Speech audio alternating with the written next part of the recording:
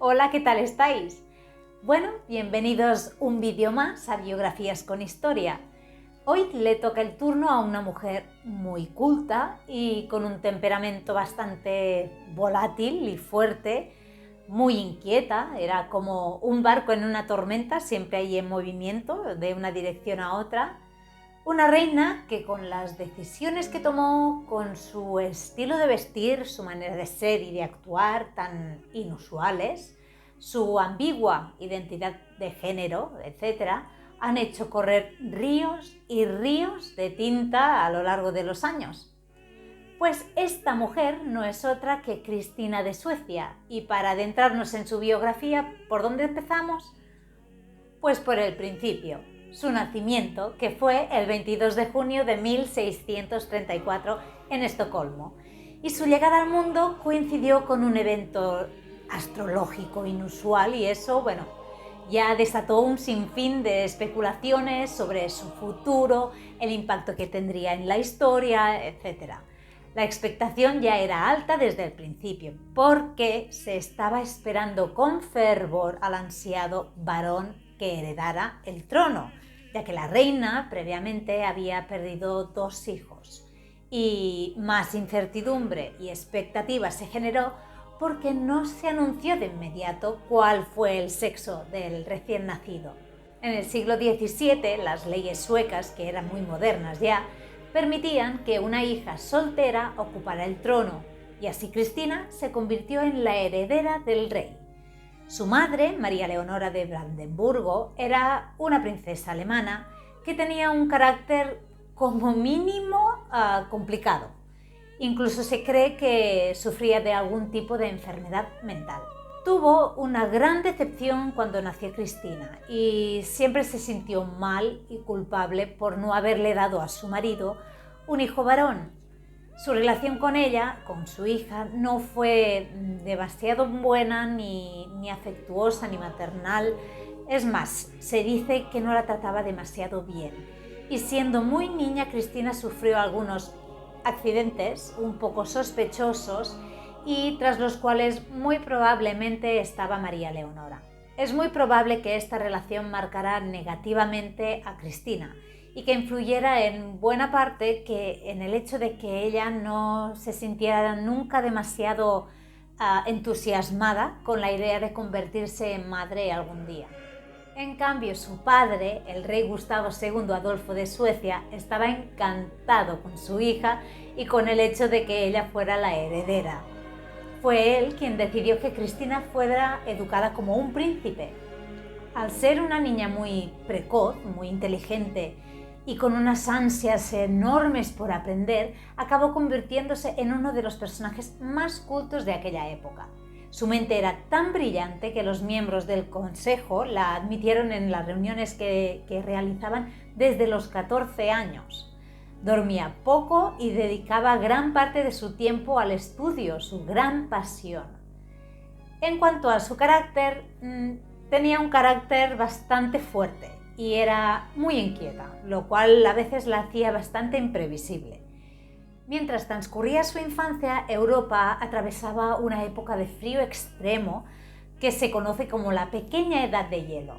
Además de que Europa también estaba en medio de la Guerra de los 30 años. En este conflicto Suecia estaba en el bando de los protestantes, los luteranos, en oposición al imperio de los Habsburgo, que era una potencia católica. El rey Gustavo era un gran estratega militar y su papel en esta guerra pudo haber influido en el resultado favorable hacia el bando del protestantismo. Ya desde muy pequeña, Cristina prefería vestir como un hombre, que consistía en aquella época en llevar vestidos con falda corta y los pantalones o las medias por debajo, con zapatos de tacón. Este comportamiento era muy rompedor. Claro, es que ¿a cuántos personajes conocéis del siglo XVII que no se vistieran ni se comportaran de acuerdo a lo que se esperaba de su género? Es que sin duda Cristina ya solo en este aspecto fue un personaje extraordinario, muy poco usual. En 1632 murió Gustavo II en el campo de batalla y Cristina, con apenas 6 años, se convirtió en la nueva reina de Suecia. Su madre, María Leonora, quedó devastada y su estabilidad mental flaqueó bastante, con lo que fue rápidamente descartada para ejercer de regente, y esta responsabilidad acabó recayendo en el gran canciller Axel Oxenstierna. María Leonora cayó en una fuerte depresión y empezó a tener comportamientos incluso aún más anormales de los que ya tenía. Y el gobierno temió que esto pudiera afectar negativamente a Cristina, con lo que en 1636 decidieron instalarla en otro castillo.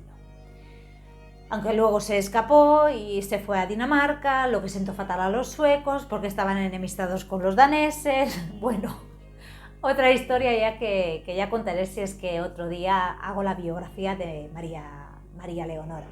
Bueno, volviendo a Cristina, cuando ya cumplió los 18, en 1644, empezó a gobernar como soberana. Y unos años más tarde, en 1650, fue coronada oficialmente en la Catedral de Uppsala. Y ojo al dato, cuando prestó juramento lo hizo como rey y fue coronada como rey, no reina. A ver, a Cristina lo que le gustaba era romper las reglas o no, es que era tremenda. Y bueno, como era la tradición cuando fue coronada, tuvo que designar a un sucesor. Y como por aquel entonces ni estaba casada ni tenía hijos, el elegido fue un primo suyo, Carlos Gustavo, aunque solo le eligió como sucesor. No le otorgó derechos al trono mientras ella estuviera viva.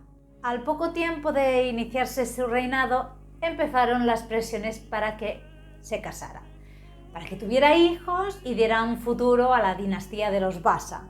Pero Cristina no sucumbió a ninguna de estas presiones y se mantuvo firme en su decisión de no casarse, de querer permanecer soltera. Ella no quería y consideraba que no necesitaba a nadie a su lado para gobernar. Y esto, sumado a su comportamiento o su vestimenta, que eran considerados masculinos, pues no hizo más que aumentar los rumores que ya existían sobre su ambigua orientación sexual. Algunos historiadores afirman que era homosexual. De hecho, se sabe que mantuvo una relación amorosa con una de las damas de la corte, una de sus damas de honor, Eva Spar. Y como prueba de ello existen varias cartas que se intercambiaban entre ellas y que muestran que su relación fue más amorosa y pasional que de una simple amistad. Incluso se dice que durmió y compartió cama con alguna que otra dama. En cambio, hay otros historiadores que se decantan más por el hecho de que era bisexual, porque creen que también tuvo amantes del sexo masculino. Aunque la verdad es que de ello no hay ninguna prueba sólida que lo respalde. En cuanto a su reinado, fue una gran mecenas, era una apasionada de las artes, la literatura, el teatro. Cristina quería que Suecia fuera reconocida como un centro cultural de excelencia y su corte era lujosa. Se encargó de reunir a lo mejor de lo mejor en su círculo más íntimo y le encantaba compartir cenas, charlas con intelectuales y artistas destacados de toda Europa. Bueno, básicamente lo que ella buscaba era que Suecia se modernizara y promover la cultura y las artes en su país. Por poner un ejemplo, en 1649 creó la Academia de las Artes y las Ciencias de Estocolmo, y esta institución aún existe en la actualidad. Bueno, durante su reinado, Cristina consiguió la firma de varios tratados que consolidaron la posición de Suecia como una potencia pues, significativamente importante en Europa. Por ejemplo, bueno, en 1645 firmó el Tratado de Brömsebro, que ponía fin a la guerra que mantenía con Dinamarca, y a raíz de la cual pues, Suecia obtuvo importantes concesiones territoriales. Luego, más tarde, en 1648, firmó la Paz de Westfalia, que puso por fin punto y final a la Guerra de los 30 años, que tantos quebraderos de cabeza le había traído a su padre.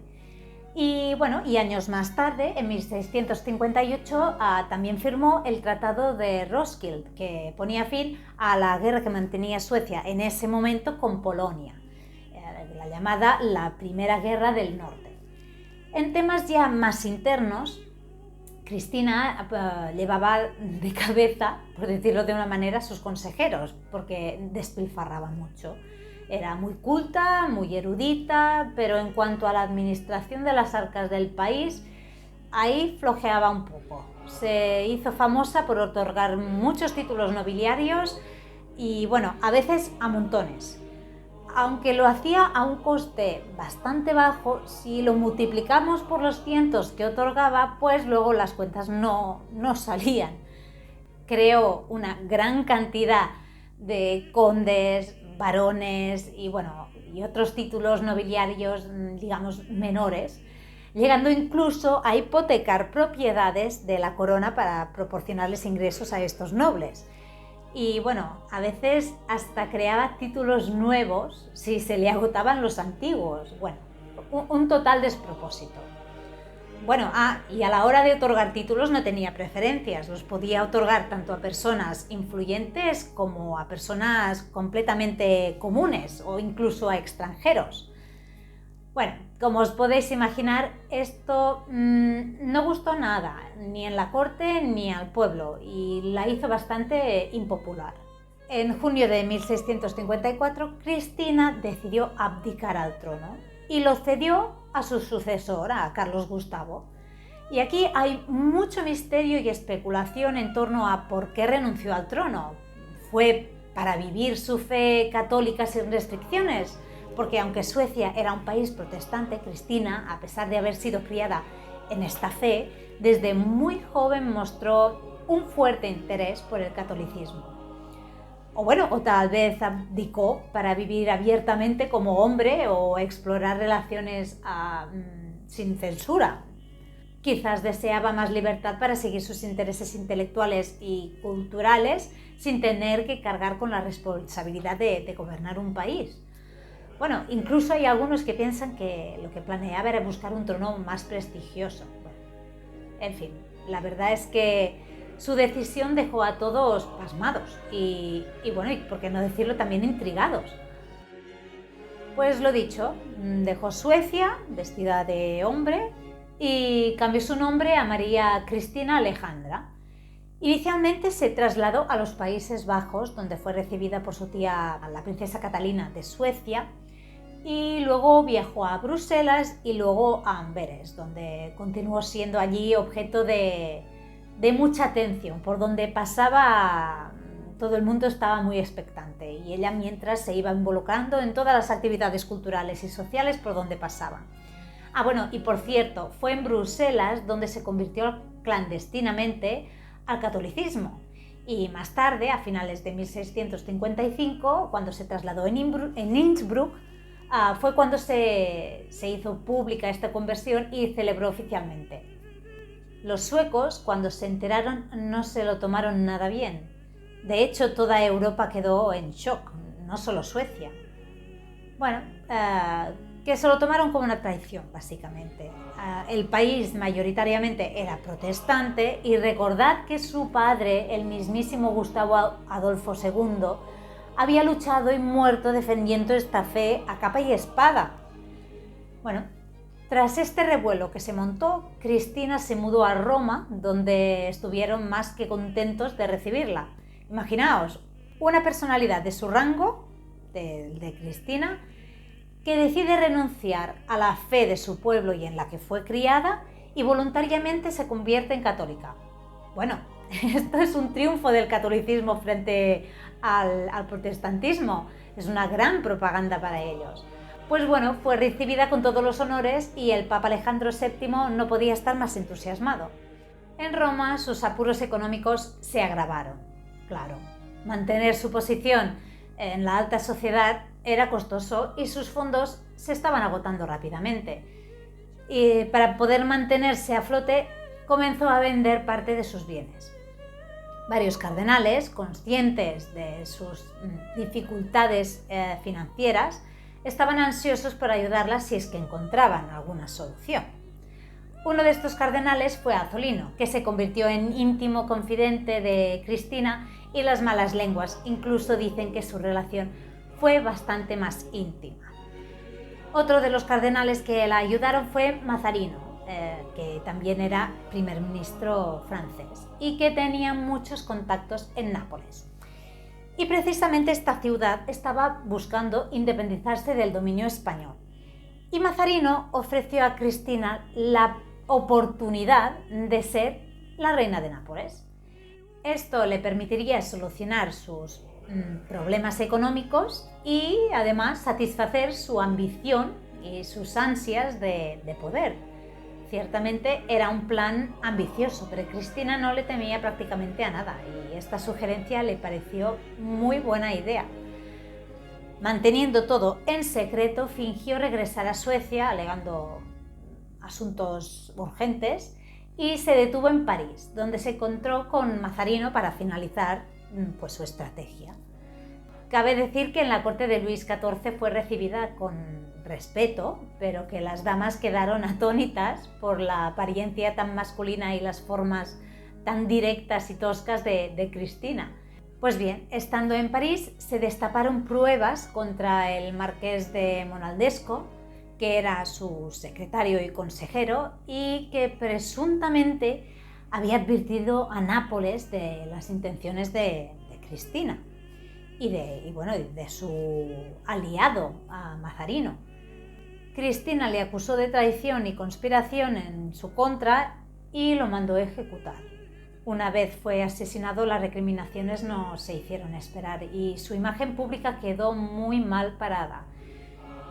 No sintiéndose ya bien recibida en Francia, decidió regresar a Roma, pero las cosas allí también habían cambiado.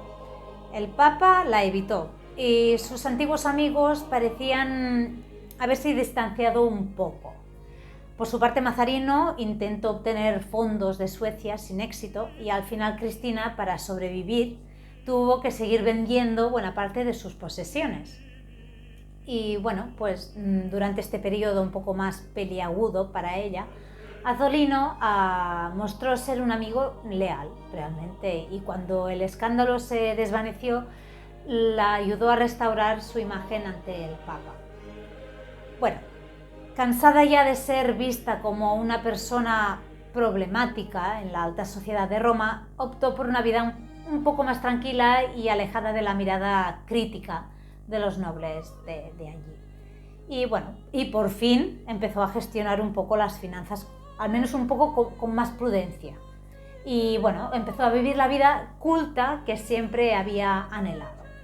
Pero las cosas no se quedaron tan tranquilas por mucho tiempo porque en 1660 falleció su primo. Y en esto Cristina vio la oportunidad de reclamar el trono de Suecia. Pero sus planes fallaron estrepitosamente. El hijo de Carlos Gustavo, un niño de apenas 5 años, sería al final el sucesor y un consejo de regencia gobernaría hasta que fuera mayor de edad. Más tarde hizo otro intento por conseguir coronarse cuando murió el rey polaco Ladislao IV y cuando su sucesor abdicó. Y estos pertenecían a la casa de los Vasa. Entonces Cristina, que pertenecía a la misma dinastía, se convirtió en una posible candidata. Pero al final no fue ella quien se hizo con la corona. Fueron pasando los años y Cristina indiscutiblemente destacó como una apasionada coleccionista y benefactora del arte y su situación financiera mejoró bastante. En parte también porque Azzolino la ayudaba bastante en este aspecto. Su salud sí que empezó a deteriorarse ya bastante y enfermó hasta que al final acabó muriendo en el 19 de abril de 1689 con 62 años de edad. Y después de haber nombrado al cardenal Azzolino como su único heredero. Antes de morir, ese mismo año, dejó un legado incalculable al papado cuando donó su impresionante biblioteca que originariamente había sido reunida por su padre, por el rey Gustavo, durante sus campañas en Europa. Cristina tuvo el privilegio y el inusual honor, para una mujer digo, de ser enterrada en la Basílica de San Pedro, en el mismísimo Vaticano. Solo ella y tres mujeres más, están enterradas allí. Y aquí terminamos la vida y reinado de Cristina de Suecia, una reina a la que cubre un cierto halo de misterio, ¿no? Se sentía hombre, se sentía mujer, porque abdicó realmente, porque se convirtió al catolicismo. Bueno, creo que parte del encanto y el interés que despierta este personaje precisamente es por esto, ¿no? Por no saber realmente. Bueno, sí, tuvo muchas virtudes y muchos defectos, como a todos, faltaría más, pero no se le puede negar que tanto su manera de ser, de comportarse, su intelecto, pues que destacara y sobresaliera más de lo normal. No era propio en una mujer, y menos de la época en la que estamos hablando. Pues aquí termino ya y espero que os haya gustado e interesado esta biografía. Os mando a todos y a todas un abrazo enorme y bueno, recordad que para entender el presente y el futuro hay que conocer el pasado.